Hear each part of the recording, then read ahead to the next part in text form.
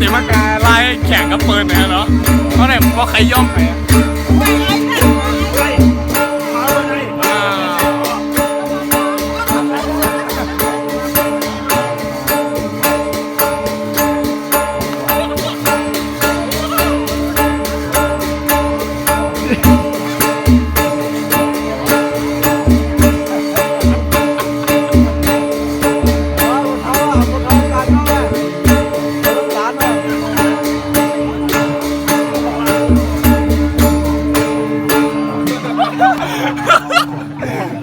อ๋อขาเนี่ยมั้ง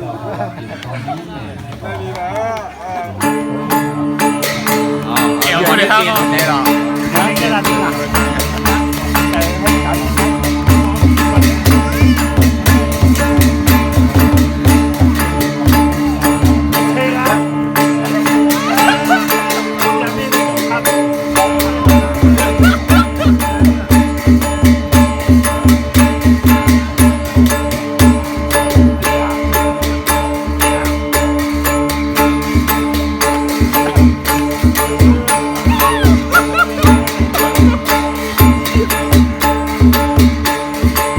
จองเหมือนตัวมาหมดเหรอเป็นขนาดคนหยองวะ